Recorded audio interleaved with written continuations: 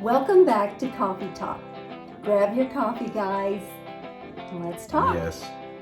Today we're going to talk about something that's pretty near and dear to my heart. We're talking about dementia. My dad had dementia. He had both vascular dementia and also Alzheimer's. And there's a whole big list of things that falls under dementia, which we're not going to talk about today. But what we're going to focus on today is some of the early warning signs of dementia. The key is pretty much to catch it as early as you can. I think everybody can kind of relate in some aspect or another, either with a family member or somebody you know that has dementia, or some people that you think, man, I wonder if they're getting the beginning signs of dementia. So I think this is something that everybody can kind of relate to. There are a lot of things that causes brain lapses. And you guys know what we're talking about. Yeah. I mean, you forget your keys, or you can't find your keys. I'm terrible about remembering people's names, and I don't know how many times I'm thinking, oh my gosh, is this beginning signs of dementia or something? Because I'm terrible at people's names. And we've all done this. You walk into another room and then you go, what in the world did I come in here for? Yeah. You can't remember. Well, most of the time, those kind of things, it's just a blip. Just a blip. I hope it's so. not really anything to be concerned about, because when you get past a certain age, you just have these little memory lapses. Yep. So these little blips that we experience from time to time are probably nothing. But if it gets to happen more frequently and becomes a pattern, that's when we need to seek out an evaluation. Mm-hmm. The next thing that could cause these brain lapses is just being under some unhealthy routines. Maybe there's some things going on in your life where you're under a lot of stress. Stress does horrible things to not only our body, but also our mind. And maybe you're not getting enough sleep. Lack of sleep does crazy things to us as well. Just to give you an example, our son in his teenage years was hospitalized. Ended up he had endocarditis, which is a heart infection. Anyway, we were under a tremendous amount of stress. We were both working at the time. We both were taking turns staying at the hospital. We weren't getting any sleep.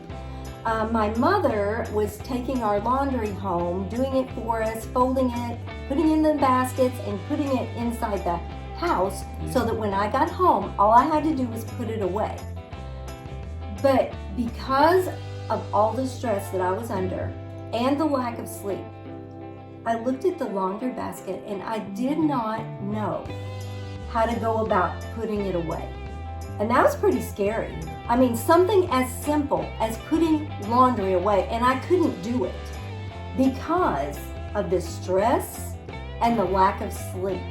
So if you're having memory lapses, it could be something as simple, well, not simple, it could definitely be not simple. Stress, it could be lack of sleep, or perhaps you're just not eating healthy the way that you should.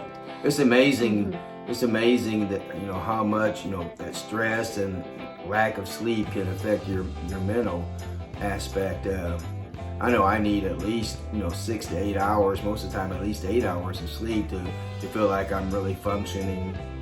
I say normally, but whatever normal is, but that I feel like I'm functioning normally with at least 8 hours sleep. Right. To be running on all cylinders, we need that. We need proper rest. We need proper nutrition, and we can't be under constant stress. No. So if you're having memory lapses, look at those areas and see maybe that's a reason. Yeah. So another reason that we might have memory lapses could be just something totally unrelated. Like, do you snore? If you snore, ask whoever you sleep with if you have anybody, a partner, because you could have sleep apnea. And with sleep apnea, even though you're in bed for 8 hours or 7 hours or whatever, you may not get that much rest because you actually stop breathing in the night, and so you don't get as much oxygen to your brain, and you just don't get good rest. So you may have sleep apnea. Maybe you've started a new medication. Some medications have side effects that affect your memory. So it could be something like that. So these are things to look at if you're having memory lapses. So the times that I can tell when I don't get enough sleep or under a little bit of stress, those are the times that I think that I really start to snore at night. And then when I know that I'm snoring, as I get that elbow in the side of my side, it's like, oh, okay, scoot over, you're snoring. And if I turn over on my side, then I quit snoring. So, and maybe you are anxious, you have anxiety or suffer from depression, or maybe you're lonely. I mean, these are all things to look at when you're having memory lapses, because sometimes it's just something unrelated that's causing it to happen. So we know that all these times that when we do have our hiccups or these little lapses in our memory, that we do get kind of anxious and we kind of question ourselves. But these are just warning signs that we tell everybody to kind of be on the lookout. More than likely it's going to be something unrelated, but these are just signs to be looking out for.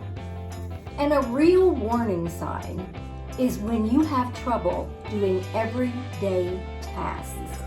You can't think about how to go about cleaning your house, or maybe you have trouble managing your finances. You can't think about how to do it anymore. These are real warning signs that maybe it's time to get an evaluation. Now, anybody that's on Medicare and goes for your yearly checkup, you all know the drill. You're asked, they tell you 3 words, and they want you to remember the 3 words, and then they get you involved in conversation, and then they say, now what was those 3 words? Most of the time people can't come up with them. What 3 words? But that is not an evaluation. Yeah. That is simply a screening. Now, if you're having some real issues doing everyday tasks, or maybe your relatives are saying, Mom, you've told me that story 15 times already, and they recognize that you're repeating things over and over, then you need to go for an evaluation, not a screening. Ask your family doctor to refer you to a neurologist who can give you a real dementia evaluation. Because this screening that they do in the doctor's office is just that. It's a screening, and just because you can't remember the 3 words doesn't mean you have dementia. It could be some of these other things going on that we've talked about. And maybe you do well on that test, but you have some of these other warning signs. You need a proper evaluation. Because once you get that proper evaluation, and they say, yes, you have the beginning stages of dementia, there are some medications that can help slow certain types of dementia down. So it's so important that you get that evaluation. Yeah. It's so easy to get on the defensive side when someone says, Dad or Pampy, you told me this story several times, or if they start saying, maybe you ought to go to a doctor and get that looked at, and it's so easy to say, oh no, I'm fine, it's nothing. But go ahead and be open, to their suggestions. Get it looked at. It could be nothing, but for myself, I'd rather know that I've been evaluated and everything's looking okay. And if you have both changes in your memory and some personality changes, or perhaps you're having trouble with your balance and walking that you've never had trouble with before, these are all signs that you need to get an evaluation ASAP. Don't put it off, because like I said, the earlier that you are diagnosed with a dementia, and when they do the evaluation, they will evaluate just what type of dementia. Like we said, Their dementia has a whole umbrella of things underneath it, which we will do another video on that at a different time. But they will tell you what type of dementia you have, or maybe you don't have dementia at all. Maybe it's something else totally unrelated. But we wanted to give you these warning signs because it's happened to all of us. It was very close to our heart, especially, recently with Terry's dad having dementia, and so we've lived it. These are some of the things that you can look at. Is it just a blip? Yeah. Is it some kind of an unhealthy routine? Is it something that's totally unrelated? And what are the warning signs? Yeah. So these are just some things that you can look at because we all experience those memory lapses from time to time. So. And I think, we're all, kind of concerned what the future holds for each and every one of us. And dementia is one of the things that we think about. And I don't know how many times, while her dad was going through his stages of dementia, I was saying, man, I sure hope I don't get to this stage. But, we don't know what the future holds. But these are just, warning signs to be on the lookout and make sure you get evaluated if you're showing some of these signs. And like I said, just because you go to your yearly physical and they do this little screening on you, that doesn't mean you've had an evaluation. Yeah. If it's something that you are concerned about, then you need to ask your doctor to refer you to a neurologist so that you can get a proper evaluation and know, is this dementia? Is it not? If it is, how can it be treated? So we really appreciate you joining us today. And if you have a topic or something that you would like for us to talk about in a coffee talk, let us know in the comments and we will do a talk on that. Yes. We'll see you next time on Retired and Loving It. If you'd like to see more of our videos, click the video that just popped up on your screen.